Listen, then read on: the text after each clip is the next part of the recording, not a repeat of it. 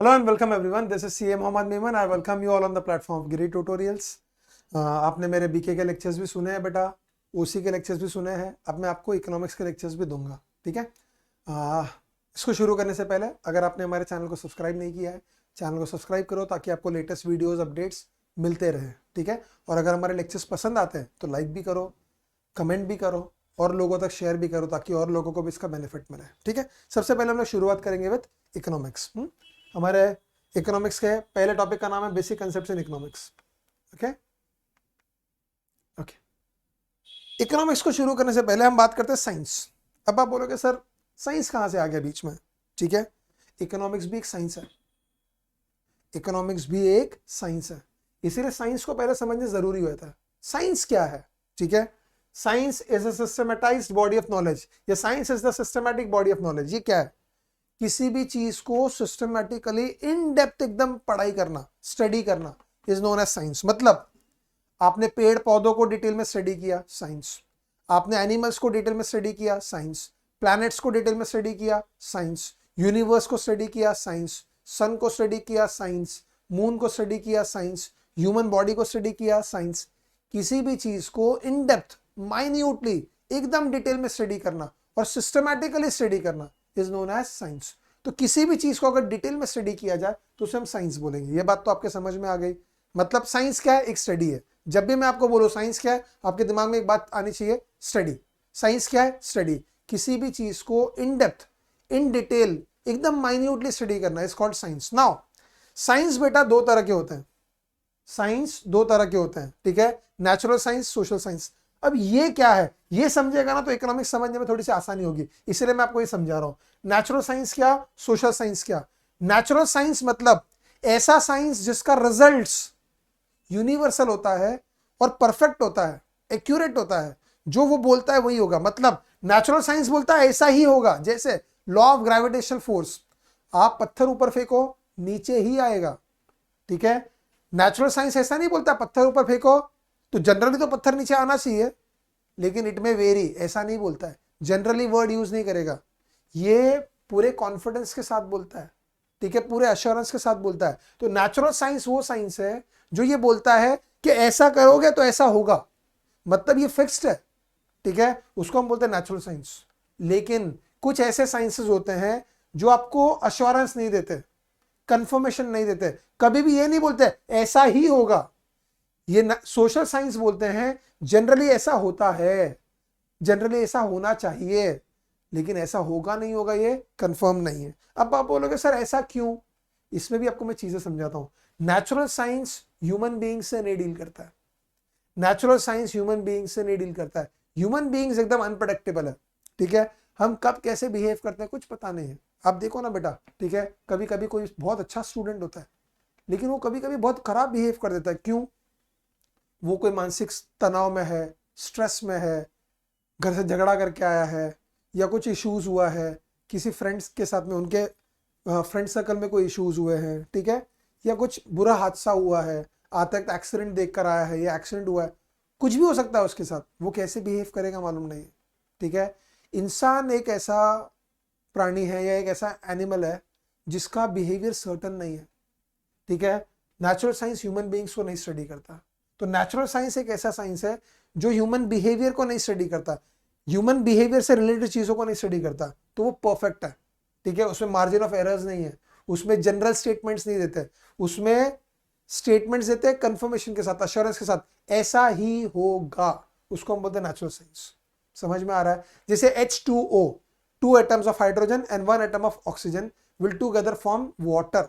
ऐसा नहीं बोलते कि 2 एटम ऑफ हाइड्रोजन मिलाओ और 1 एटम ऑफ ऑक्सीजन मिलाओ तो पानी बन सकता है. नहीं, पानी बनेगा. सर्टेनिटी देता है, अश्योरेंस देता है. जो ये बोलता है वो होगा ही. उसको हम बोलते हैं नेचुरल साइंस. लेकिन ठीक है, सोशल साइंस क्या?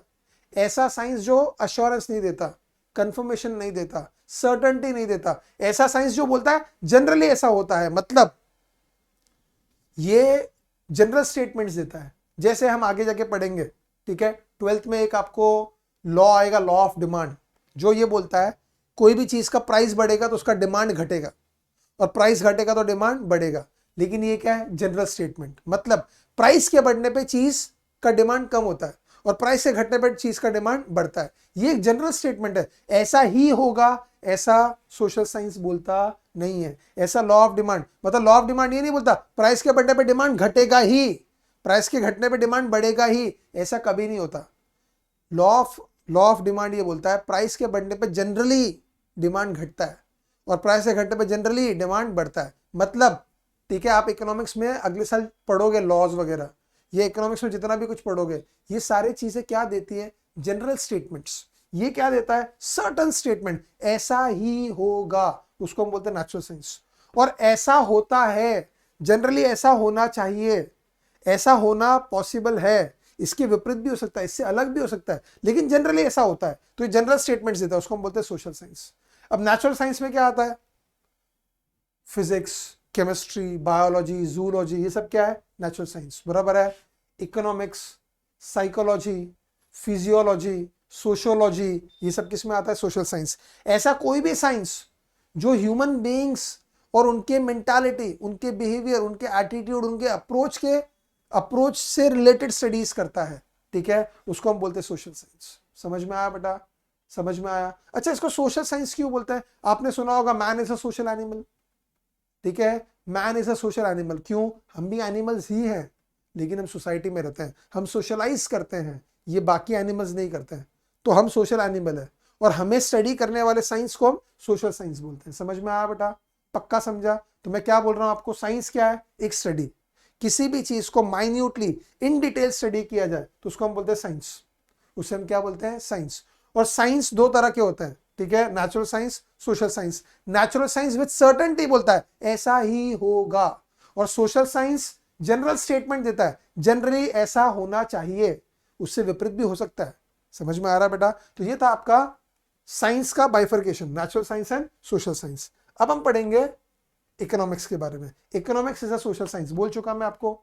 इकोनॉमिक्स ह्यूमन बिहेवियर को स्टडी करता है, ह्यूमन बीइंग्स को स्टडी करता है, उनकी मेंटालिटी, उनकी अप्रोच, उनके तौर तरीके को स्टडी करता है, इसीलिए इकोनॉमिक्स क्या है, सोशल साइंस है। अब ये इकोनॉमिक्स आया कहां से, ठीक है, देखो बेटा, इकोनॉमिक्स बिजनेस से आया ऐसा नहीं है।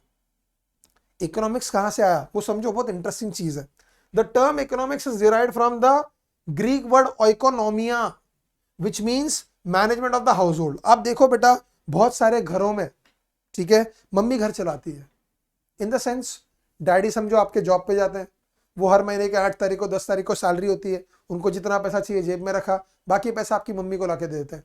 Now your mama looks after घर का रेंट भरना, ठीक है, अगर आपके घर में कोई मेड है तो उसका पगार देना, ठीक है, सब्जी का पैसा भरना, राशन का पैसा भरना, दूध वाले का पैसा देना, लाइट बिल भरना, टेलीफोन बिल भरना, टीवी के रिचार्ज करना, मोबाइल के रिचार्ज करना, स्कूल की फीस भरना, ट्यूशन की फीस भरना। तो ये जो पूरा जो मैनेजमेंट है वो आपकी मम्मी देखती है। यही तो इकोनॉमिक्स है, यहीं से इकोनॉमिक्स की शुरुआत हुई। इकोनॉमिक्स पहले बिजनेस पे अप्लाई नहीं किया गया, ठीक है। इकोनॉमिक्स आया कहां से, एक हाउस होल्ड मैनेज कहां से होता है, एक हाउस होल्ड कैसे मैनेज होता है, एक घर कैसे संभलता है, एक घर कैसे चलाया जाता है, उसका मैनेजमेंट कैसे होता है, उसको बोलते हैं इकोनॉमिया, और वहां से आया है इकोनॉमिक्स। समझ में आ रहा है बेटा। तो आज आपकी मम्मी जो करती है, महीने भर की सैलरी आपके डैडी की, आपके मम्मी के हाथ में आई, उस पैसे से घर कैसे चलाना है, ये इकोनॉमिक्स है। आपको आश्चर्य होगा सुनकर, लेकिन ये सही है, ये इकोनॉमिक्स का एक हिस्सा है।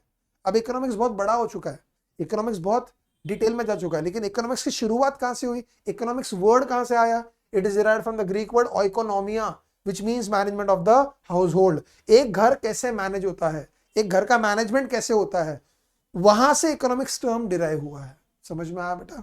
ओके, आगे बढ़ते हैं डिटेल में। इकोनॉमिक्स के बारे में क्या बोला है, economics is referred to as queen of social sciences by Paul Samuelson. अभी पॉल सैमुअल्सन कौन है, साइंस में इन्वेंशंस करने वाले लोगों को हम बोलते हैं साइंटिस्ट। वैसे ही इकोनॉमिक्स में बहुत रिसर्च स्टडी करके इन्वेंशंस करने वाले, लॉज बनाने वाले लोगों को हम बोलते हैं इकोनॉमिस्ट। ऐसे कई सारे पॉपुलर इकोनॉमिस्ट गुजर चुके हैं, उनमें से एक पॉपुलर इकोनॉमिस्ट का नाम है पॉल सैमुअल्सन। पॉल सैमुअल्सन ने बोला जितने भी सोशल साइंसेज हैं, उन सारे सोशल साइंसेज में क्वीन ऑफ सोशल साइंस क्या है, इकोनॉमिक्स। मतलब सबसे जबरदस्त सोशल साइंस क्या है, इकोनॉमिक्स। ओके, एक अब ये पॉइंट बहुत इंपॉर्टेंट है, बहुत important. Economics deals with the economic concept of human behaviour. हमारा बिहेवियर है ना। अब देखो, आप कभी चिड़चिड़ कर रहे हो, ये इकोनॉमिक्स नहीं है। आप गुस्सा कर रहे हो, ये इकोनॉमिक्स नहीं है, ठीक है। आप दोस्तों के साथ कैसे पेश आते हो, ये इकोनॉमिक्स नहीं है, ठीक है। आप अपने टीचर से कैसे पेश आते हो, ये इकोनॉमिक्स नहीं है, ठीक है। आप अपने माँ बाप के साथ कैसे पेश आते हो, ये इकोनॉमिक्स नहीं है। आप सोसाइटी में कैसे रहते हो, ये इकोनॉमिक्स नहीं है। लेकिन ठीक है, आप पैसे कैसे खर्च करते हो, ये इकोनॉमिक्स है। आपकी जरूरतें कितनी है, ये इकोनॉमिक्स है। आपके पास जितनी जरूरत है क्या उतना पैसा है क्या, नहीं, ये इकोनॉमिक्स है। तो आप कैसे मैनेज करते हो, पैसा कम है जरूरतें ज्यादा है, ये क्या है, इकोनॉमिक्स है। तो हमारे ह्यूमन बिहेवियर में बहुत कुछ आता है, लेकिन हमारे ह्यूमन बिहेवियर में जो इकोनॉमिक कंसेप्ट है, ठीक है, उसको स्टडी कौन करता है, इकोनॉमिक्स। तो इकोनॉमिक्स क्या करता है, economics deals with economic concept of human behaviour. हमारे बिहेवियर में जो इकोनॉमिक कंसेप्ट वाली जो बातें है, हमारे बिहेवियर में बहुत कुछ आ जाता है, ठीक है। जैसे हम एम्बिशियस है या नहीं है, हमारे पास बिजनेसमैन की एबिलिटीज है या नहीं है, ठीक है, हमारा कॉन्फिडेंस लेवल अच्छा है या नहीं है, ये सब इकोनॉमिक्स नहीं स्टडी करता है। हम कैसे सोसाइटी में बिहेव करते हैं ये नहीं देखता है, हम घर में कैसे बिहेव करते हैं ये नहीं देखता है, हम दोस्तों के साथ कैसे बिहेव करते हैं ये नहीं देखता है, हमारा इकोनॉमिक बिहेवियर देखता है इकोनॉमिक्स। इकोनॉमिक्स क्या देखता है, हमारा इकोनॉमिक बिहेवियर देखता है। It deals with how human beings satisfy unlimited wants with limited means. Means मतलब रिसोर्सेस, और वांट्स मतलब जरूरत है, ठीक है। देखो बेटा, ये यूनिवर्सल है, हर इंसान की जरूरतें ज्यादा होंगी और उसके पास उन जरूरतों को पूरा करने के लिए रिसोर्सेस कम होगा। मतलब अगर एक बंदा रोड पे रहता है, वो सोचता है यार काश मेरे को एक झोपड़पट्टी मिल जाती, एक झोपड़ा मिल जाता रहने के लिए। झोपड़े में रहने वाला सोचता है काश एक घर मिल जाता चौल में। चौल में रहने वाला सोचता है काश मेरे पास 1 RK होता। 1 RK वाला सोचता है काश मेरे पास एक 1 BHK होता। 1 BHK वाला सोचता है 2 BHK होता। 2 BHK वाला सोचता है 3 BHK होता। 3 BHK वाला सोचता है सेकंड होम होता। सेकंड होम वाला सोचता है बंगलो होता। बंगलो वाला सोचता है मैंशन होता। मतलब हमारी जरूरतें खत्म ही नहीं होती है।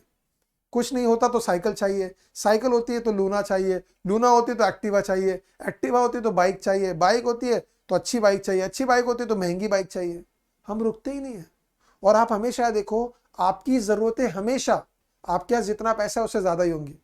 मतलब आप महीने का 2 लाख कमाते हो, आपकी जरूरत 4-5 लाख वाली है। 4-5 लाख कमाते हो, जरूरत है 20-20 लाख वाली है।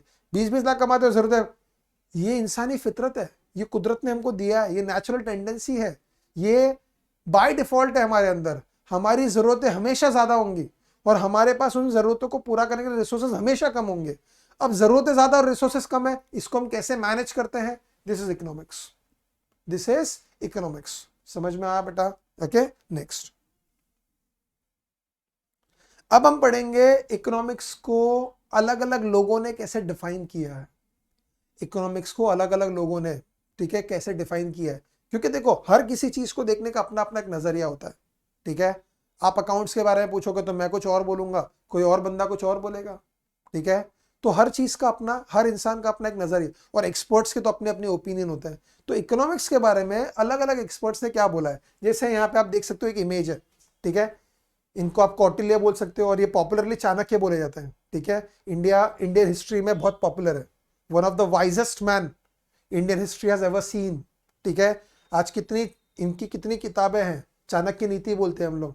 इन्होंने कितना कुछ बताया है, अगर आप चाणक्य के ऊपर पढ़ने बैठो तो कितना कुछ है। तो one of the wisest man of Indian history Chanakya, ठीक है। इनका नाम कौटिल्य है, ठीक है। इन्होंने भी इकोनॉमिक्स के बारे में इन्होंने किताब लिखी थी जिसका नाम था अर्थशास्त्र।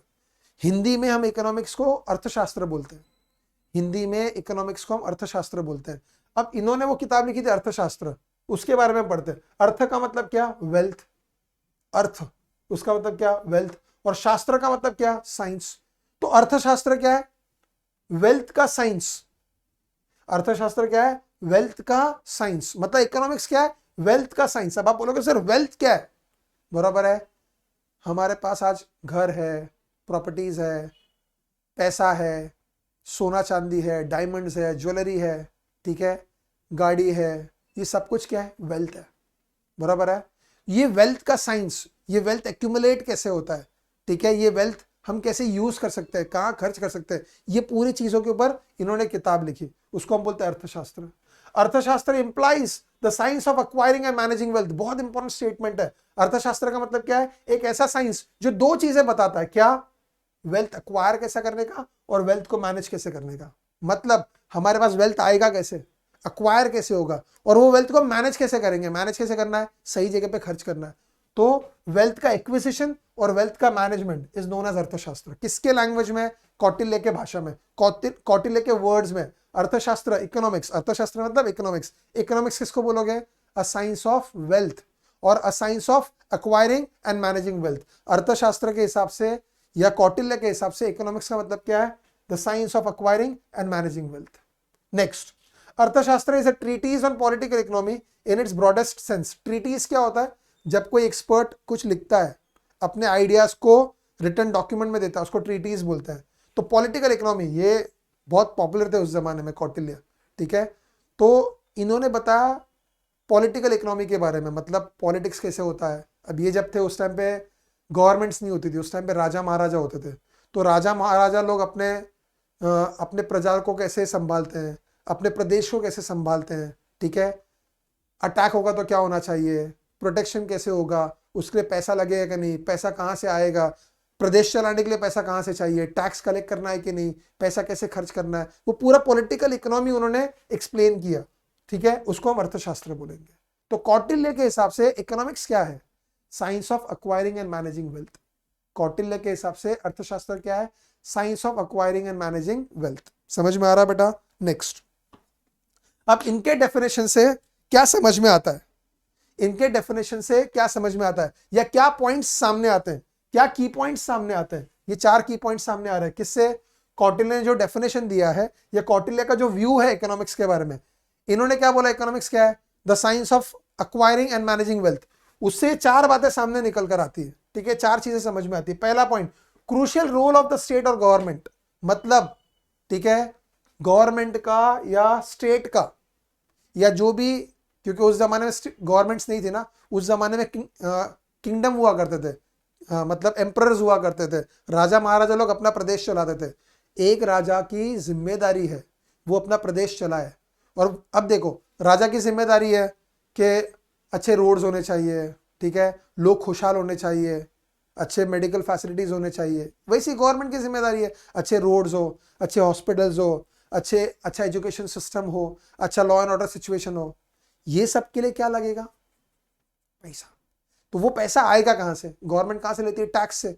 तो पब्लिक से पैसा लेना और वही पैसा पब्लिक के लिए खर्च करना, मतलब पैसा आएगा कहां से और पैसा खर्च कहां पे होगा, उसमें गवर्नमेंट का रोल क्या है, ये हमें समझ में आता है कौटिल्य के लैंग्वेज से या उसके डेफिनेशन से। दूसरा, focus on creation of wealth as the means to ensure welfare of the state. बहुत इंपॉर्टेंट पॉइंट है। अभी मैंने आपको बोला स्टेट का वेलफेयर मतलब रोड चाहिए, हॉस्पिटल्स चाहिए, स्कूल्स चाहिए, लॉ एंड ऑर्डर सिचुएशन चाहिए, सब कुछ अगर हमें अच्छा चाहिए, अगर हम चाहते हैं हमारा वेलफेयर हो, ठीक है, सोसाइटी का वेलफेयर हो, तो उसके लिए क्या लगेगा? पैसा। और वो पैसा आएगा कहां से? Focus on creation of wealth as the means to ensure welfare of the state. मतलब पैसा कहां से आएगा और उस पैसे को हम कैसे सोसाइटी के वेलफेयर के लिए यूज करेंगे, ये इकोनॉमिक्स है। ऐसा किसने बोला? कौटिल्य ने। तीसरा point, need for efficient administrative machinery for good governance. अब आपको थोड़ा सा समझना पड़ेगा। पहले आप ये समझ लो, एडमिनिस्ट्रेटिव मशीनरी किसको बोलते हैं? कोई मशीन नहीं चाहिए। एडमिनिस्ट्रेटिव मशीनरी मतलब ऐसे कुछ लोगों की टीम, ऐसी कमेटी जो पूरा एडमिनिस्ट्रेशन देखे। अब आप देखो गवर्नमेंट क्या करती है, आपको क्या लगता है सारा काम प्राइम मिनिस्टर करता है? उतना वक्त ही नहीं भाई प्राइम मिनिस्टर के पास। प्राइम मिनिस्टर के पास और बड़ी बड़ी जिम्मेदारियां हैं। प्राइम मिनिस्टर सिर्फ डिसीजंस लेता है। प्राइम मिनिस्टर के डिसीजंस को इंप्लीमेंट करने के लिए अलग अलग स्टेट बनाए हमने। अलग अलग स्टेट्स में अलग अलग चीफ मिनिस्टर्स हैं। अब हर स्टेट का चीफ मिनिस्टर सारे डिसीजन लेता है, सारे काम देखता है? नहीं। चीफ मिनिस्टर के अंडर में बहुत सारे लोग हैं और स्पेशली चीफ मिनिस्टर के अंडर में बहुत सारे नेता होते हैं, मिनिस्टर्स होते हैं। उन मिनिस्टर्स के अंडर में IAS ऑफिसर्स होते हैं, कलेक्टर्स होते हैं, ठीक है, डेप्यूटी कलेक्टर्स होते हैं। ये सारे लोग काम देखते हैं। तो ये लोग क्या करते हैं? पूरी जिम्मेदारी, पूरा एडमिनिस्ट्रेशन देखते हैं, बराबर है। मतलब अगर कोई पालघर का कलेक्टर है तो पूरा पालघर का डिस्ट्रिक्ट वो कलेक्टर के अंडर में आता है। उसकी जिम्मेदारी है उस एरिया का डेवलपमेंट, उस एरिया का वेलफेयर देखना, ठीक है। अब गवर्नमेंट क्या करती है? सेंट्रल गवर्नमेंट ने स्टेट गवर्नमेंट को फंड्स अलॉकेट किया, स्टेट गवर्नमेंट ने महाराष्ट्र डिस्ट्रिक्ट को फंड्स अलॉकेट किया, अब स्टेट गवर्नमेंट ने पालघर डिस्ट्रिक्ट को फंड्स अलॉकेट किया। अब पालघर डिस्ट्रिक्ट में जो फंड्स अलॉकेट हुआ है वो पैसा कहां कहां खर्च करना है पालघर के वेलफेयर के लिए, वो कौन देखता है? वो आईएएस ऑफिसर, हमारा कलेक्टर देखता है।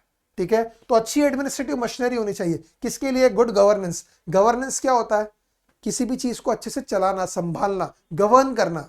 गवर्नमेंट वर्ड कहां से आया? किसी चीज को गवर्न करना, नोन एज गवर्नेंस।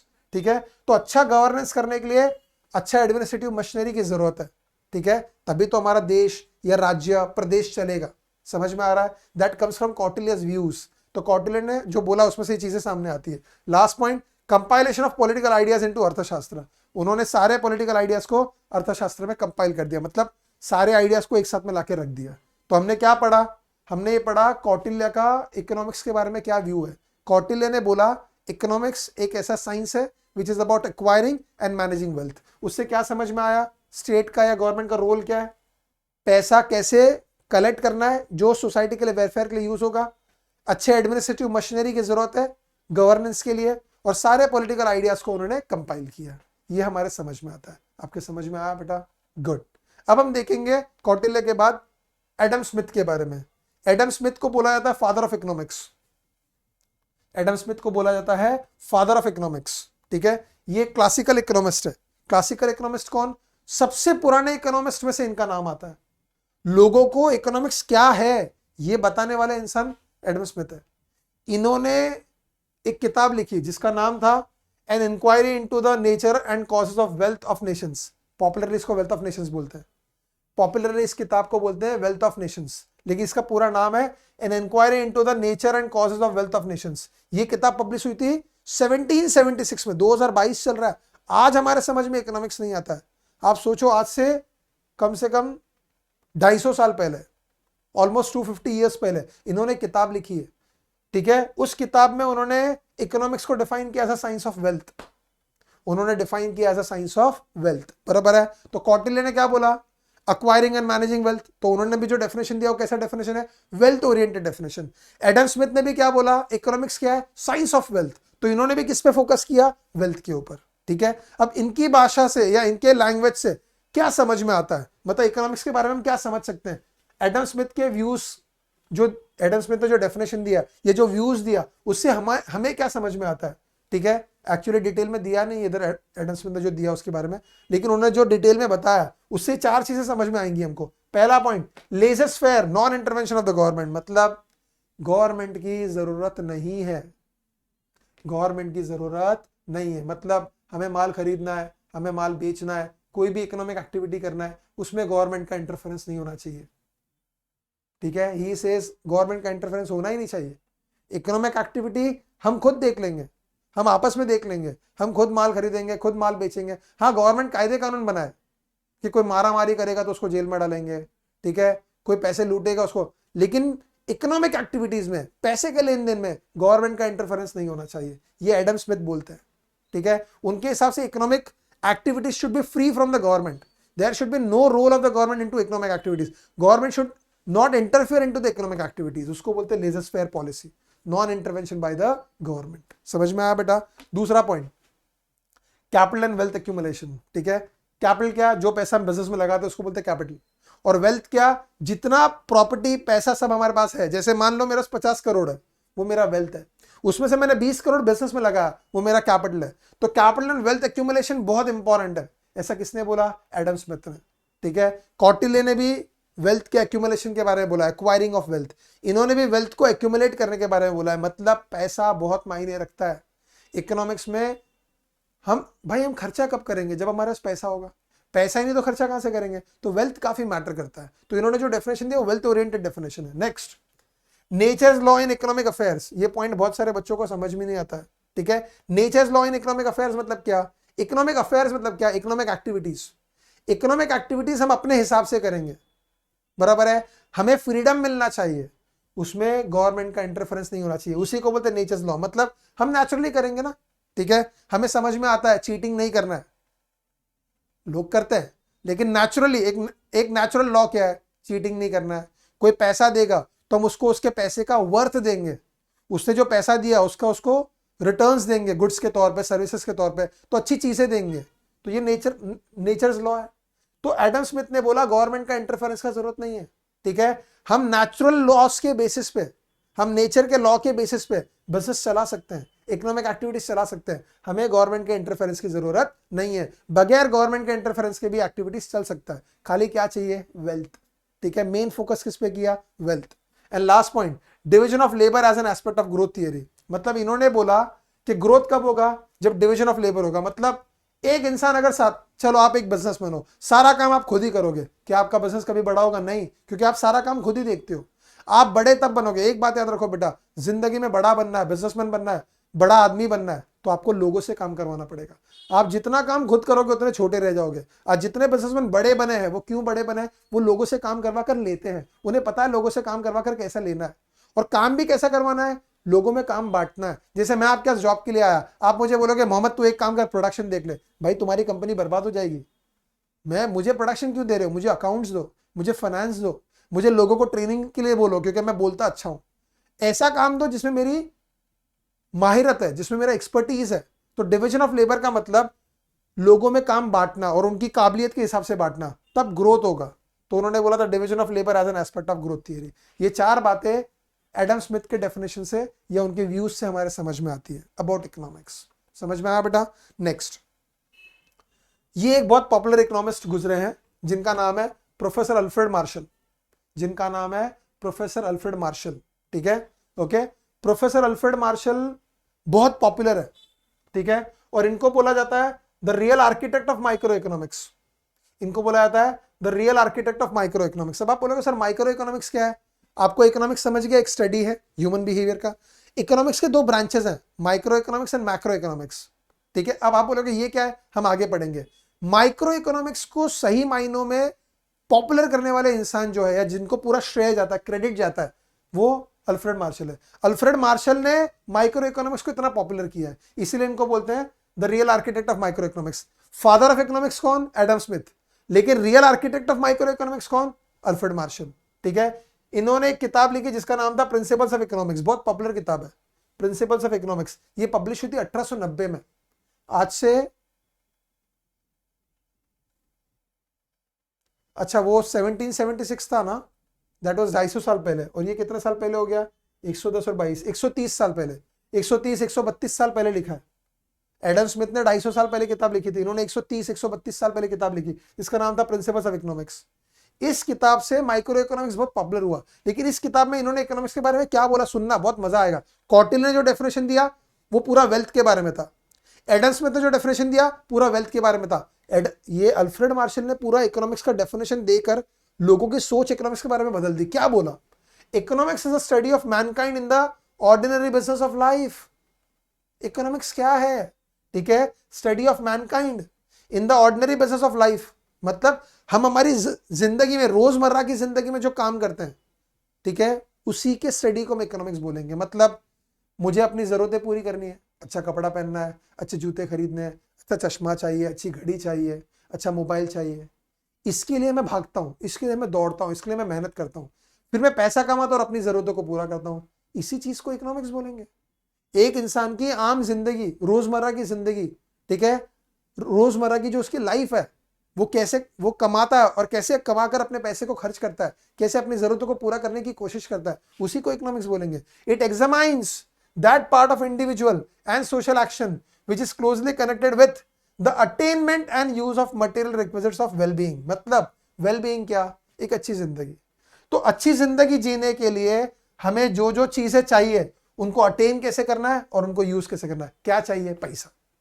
अच्छी जिंदगी जीने के लिए क्या चाहिए? आप बोलोगे सर बहुत पैसे के बारे में बोल रहे हो। बेटा मैं गलत नहीं बोल रहा हूँ, ठीक है, पैसे के अलावा फैमिली भी चाहिए, दोस्त भी चाहिए, सब कुछ चाहिए, लेकिन पैसा बहुत जरूरी है। बगैर पैसे के कुछ नहीं होता है। आज हर चीज, आज तुमको अच्छा पढ़ाई भी करना ना बेटा, पैसा चाहिए, ठीक है, अच्छे स्कूल में जाना पैसा चाहिए, अच्छे कपड़े पहनने पैसा चाहिए। भाई रक्षाबंधन पे आप चाहते हो कि अपनी बहन को अच्छे से अच्छा गिफ्ट दो, अच्छा ड्रेस दो, भाई पैसा लगेगा, उसके बगैर नहीं मिलेगा, ठीक है। तो आज जो हमें अच्छी जिंदगी जीनी है, वो जिंदगी अच्छी जीने के लिए हमें जो रिसोर्सेस चाहिए, जो पैसा चाहिए, वो पैसा अटेन कैसे करेंगे, मतलब कमाएंगे कैसे और उस पैसे को खर्च कैसे करेंगे, दैट इज इकोनॉमिक्स। तो आप देखो कौटिल्य ने क्या बोला? वेल्थ। एडम स्मिथ ने क्या बोला? वेल्थ। इन्होंने क्या बोला? एक आम आदमी की रोजमर्रा की जिंदगी इज इकोनॉमिक्स। एक आम आदमी पैसे कमाता कैसा है और उस पैसे को खर्च कैसा करता है, दैट इज इकोनॉमिक्स। समझ में आया? एक इंसान अपने वेलबीइंग के लिए जो रिसोर्सेस चाहिए वो अटेन कैसे करता है और उसको यूज कैसे करता है, दैट इज इकोनॉमिक्स। समझ में आया? अब अल्फ्रेड मार्शल के बोलने से इकोनॉमिक्स के बारे में हमें क्या चीजें समझ में आती है? Study of an ordinary man. देखो, कौटिल्य ने जो बोला ना, वो राजा महाराजों के पॉइंट ऑफ व्यू से बोला, ठीक है? एक एम्परर कैसे अपना प्रदेश चलाएगा उसके ऊपर बोला। एडम स्मिथ ने जो बोला ना, उसने बोला कि गवर्नमेंट का इंटरफेरेंस का जरूरत नहीं है, लेकिन फिर भी उसने किसके बारे में बोला? Wealth.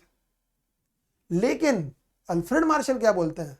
Economics state, emperor, king, government इनके बारे में नहीं है। इकोनॉमिक्स एक आम आदमी के बारे में, एक आम इंसान को स्टडी करता है इकोनॉमिक्स। तो economics is study of ordinary man. Next, economics is a behavioural science. बहुत मस्त पॉइंट लगता है मेरे को। इकोनॉमिक्स क्या स्टडी करता है? हमारा बिहेवियर, हम कैसे पैसा कमाते हैं, कैसे पैसा खर्च करते हैं, हमारा बिहेवियर। देखो बेटा, एक इंसान पैसा कमाता है, सैलरी आया, उसी दिन पार्टी वार्टी करके सब उड़ा देता है, क्या वो जिंदगी में अच्छा करेगा? नहीं। एक इंसान पैसा कमाता है, जरूरी जगह पे खर्च करता है, उसके बाद पार्टीज भी करता है, लेकिन पहले जरूरी खर्चे पूरे करता है, क्या वो आगे बढ़ेगा? यस। तो पॉइंट क्या है? आप कब अच्छा जिंदगी जियोगे, आपका वेलफेयर कब होगा? जब आप सही तरह से पैसे को खर्च करोगे, आपका बिहेवियर सही है, आपके समझ में आता है मुझे कहां खर्च करना है। मतलब economics is all about your behaviour. तो इकोनॉमिक्स क्या है? बिहेवियरल साइंस है। Next, study of material welfare. हमारा वेलफेयर कैसे होगा? मतलब मटेरियल वेलफेयर क्यों बोला, खाली वेलफेयर नहीं बोला? देखो, ऐसे तो आप समझो, एक काम करो, आप किसी पहाड़ी पे चले जाओ और उधर किसी गुफा में बैठ के ध्यान करो, ठीक है, और सिर्फ भगवान को याद करो, ठीक है, योगा करो, ठीक है, आप आंखें बंद करके बैठे रहो, आपको बहुत सुकून मिलेगा, पीस मिलेगा। वो भी एक तरह का वेलफेयर है, लेकिन वो मटेरियल वेलफेयर नहीं है, और इकोनॉमिक्स उसको स्टडी नहीं करता है। इकोनॉमिक्स मटेरियल वेलफेयर के बारे में स्टडी करता है। मतलब हम अपनी जिंदगी कितनी अच्छी जीते हैं मटेरियली, पैसे के बिहाफ पे। अच्छे कपड़े कितने पहनते हैं, अच्छे जूते कितने पहनते हैं, अच्छा चश्मा कैसा पहनते हैं, अच्छा घड़ी, अच्छा मोबाइल, अच्छा वॉलेट, अच्छा लैपटॉप, अच्छे होटल्स में खाना खाना, अच्छे घर में रहना, अच्छी गाड़ी में घूमना, ये मटेरियल वेलफेयर है। तो मटेरियल वेलफेयर कैसे होगा वो इकोनॉमिक्स बताता है। And last point, economics is not simply a study of wealth. इन्होंने तमाचा मारा एक तरह से, ठीक है, जो पहले के इकोनॉमिस्ट बोलते थे उनको तमाचा नहीं मारा वैसे, क्योंकि एडम स्मिथ बहुत बड़े इकोनॉमिस्ट है, लेकिन इन्होंने बताया पहले के जो डेफिनेशंस है उसमें एक फ्लॉ है, उसमें एक कमी है। पहले के जो डेफिनेशंस है वो बहुत वेल्थ वेल्थ वेल्थ पे फोकस करते हैं। इन्होंने बोला ऐसा नहीं है, economics is not only about wealth, it is about a common man, it is about an ordinary man. एक आम आदमी की आम जिंदगी, वो इकोनॉमिक्स है।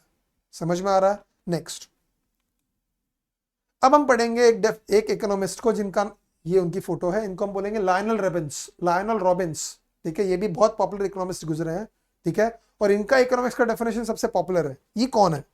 लायनल रॉबिन्स ने एक किताब लिखी थी, इसका नाम है an essay on the nature and significance of economic science. इन्होंने किताब लिखी थी an essay on the nature and significance of economic science, जो पब्लिश हुई थी 1932 में। उसमें उन्होंने इकोनॉमिक्स को डिफाइन किया था। क्या बोला था उन्होंने? Economics is a science which studies human behaviour. ध्यान देना, इकोनॉमिक्स एक ऐसा साइंस है जो ह्यूमन बिहेवियर को स्टडी करता है। किसको स्टडी करता है बेटा? ह्यूमन बिहेवियर को। ह्यूमन बिहेवियर को स्टडी करता है मतलब हमारे बिहेवियर को स्टडी करता है। और कैसे स्टडी करता है? As a relationship between ends मतलब हमारे वांट्स, एंड स्कैर्स मींस मतलब resources which are already used. मतलब एक सिंपल सी बात है, आप जितने लोग मुझे सुन रहे हो, ठीक है, क्या आपकी इच्छा पूरा करने के लिए आपके सफिशिएंट पैसा है? ऐसा कोई भी इंसान नहीं होगा आप में से। क्यों? अगर आपके पास 100 करोड़ है तो आपकी इच्छा है 200 करोड़ वाली है। अगर आपके पास 100 रुपया तो आपकी इच्छा है 400-500 वाली है। अगर आपके पास 500 रुपया तो 2000 वाली इच्छा है। मतलब हर इंसान का ये एक नेचुरल मेंटालिटी है, एक नेचुरल टेंडेंसी है। हमारे पास जितना पैसा होता है या हम जितना कमाते हैं, हमेशा हमारी जरूरतें उससे ज्यादा होती है। हमेशा इंसान कभी रुकता ही नहीं है। एक जमाने में जब उसके पास पैसा नहीं था, वो सोचता था यार अगर मैं महीने का 10,000 कमाऊं तो क्या जिंदगी हो। आज वो महीने के 10 लाख कमाता, लेकिन सोचता अरे यार 1 करोड़ कमाओ तो क्या जिंदगी हो। वो इंसान रुकता ही नहीं है। हर इंसान का ऐसा है, उसके पास जितना पैसा होगा उससे उसकी जरूरतें ज्यादा होंगी। तो जरूरतें ज्यादा है और रिसोर्सेस कम है, फिर भी हम जिंदगी, कोई जाके मर जाता है क्या? अरे यार मैं 10 करोड़ कमा रहा हूं, पूरा नहीं पड़ रहा, मैं मर जाता हूं। नहीं, हम सब जिंदगी बिताते हैं, हम अच्छे से जीते हैं, ठीक है। ये एडजस्टमेंट कैसे करते हैं? जरूरतें ज्यादा है, रिसोर्सेस कम है, ये एडजस्टमेंट कैसे करते हैं? उसी को इकोनॉमिक्स बोला है लायनल रॉबिन्स ने। This is the most popular definition of economics, ठीक है, ये सबसे पॉपुलर इकोनॉमिक्स डेफिनेशन का नहीं, ये पॉपुलर डेफिनेशन है सबसे इकोनॉमिक्स का, ठीक है। अब इनके डेफिनेशन से क्या बातें समझ में आती है, ये बहुत इंपॉर्टेंट है और इसको समझना है हमको, ठीक है। ये 4 बातें हम समझेंगे। की पॉइंट्स ऑफ रॉबिन्स डेफिनेशन, ठीक है।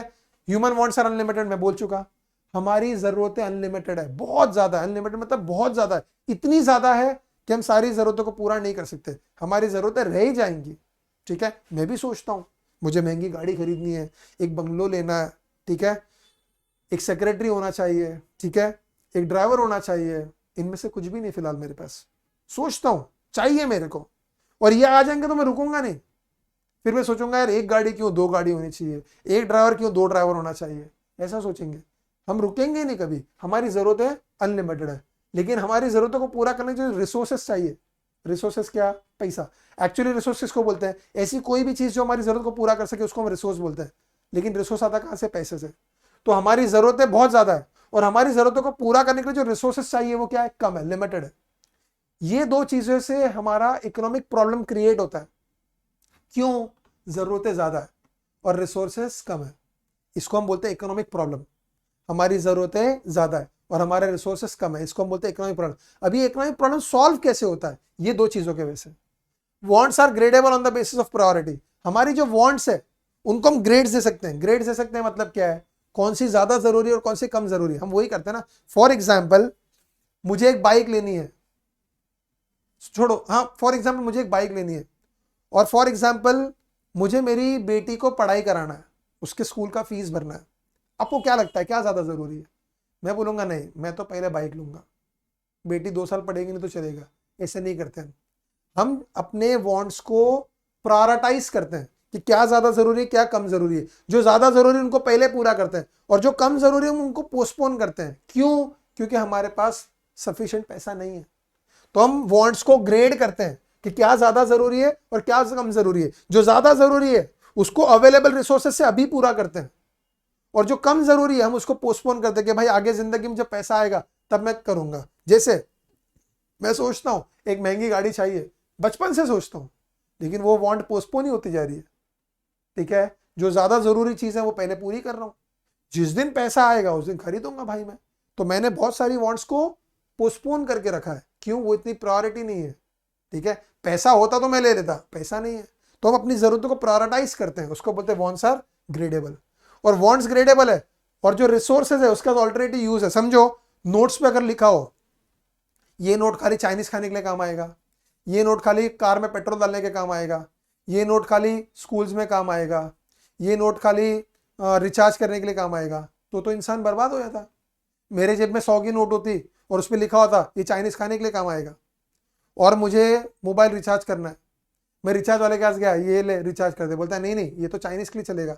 अगर ऐसा होता तो हम तो कर ही नहीं पाते कुछ, रिसोर्सेज को ऑल्टरनेटिव यूजेस नहीं होता, रिसोर्सेज अलग अलग जगह पे यूज नहीं हो पाता, तो हमारी जरूरतें पूरी नहीं, बहुत बड़ा प्रॉब्लम क्रिएट हुआ था। तो रिसोर्सेज का ऑल्टरनेटिव यूज है, आज पैसा जाके कहीं भी तो चलता है, तो पैसा अलग अलग जगह पे यूज कर सकते हैं। ये 2 कंडीशंस हमारी इकोनॉमिक प्रॉब्लम को सॉल्व करती है और ये दो कंडीशंस हमारे इकोनॉमिक प्रॉब्लम क्रिएट करती है। समझ में आ रहा है? तो लायनल रॉबिन्स ने एक डेफिनेशन दिया है, उनके हिसाब से इकोनॉमिक्स एक ऐसा साइंस है जो हमारे बिहेवियर को स्टडी करता है as a relationship between unlimited wants unlimited resources. और उनके डेफिनेशन से 4 चीजें सामने निकल के आती जो हमें समझनी है। पहली 2 चीजें इकोनॉमिक प्रॉब्लम्स को क्रिएट करती है और आखिरी 2 चीजें इकोनॉमिक प्रॉब्लम को सॉल्व करती है। पहली 2 चीजें क्या बोलती है? हमारी जरूरतें बहुत ज्यादा है और हमारे पास उन जरूरतों को पूरा करने के लिए रिसोर्सेस कम है। और आखिरी 2 पॉइंट्स क्या बोलते हैं? हमारी जो जरूरतें है वो ग्रेडेबल है on the basis of priority और हमारे पास जो रिसोर्सेज है उनका ऑल्टरनेटिव यूजेस है, उनको हम कहीं भी यूज कर सकते हैं। समझ में आया बेटा? ठीक है, thank you very much. Okay, I hope आपको मेरा लेक्चर पसंद आ रहा है। अगर पसंद आ रहा है बेटा तो लाइक करो और लोगों के साथ शेयर करो। Okay, I shall see you in the next lecture. Bye bye everyone, thank you very much.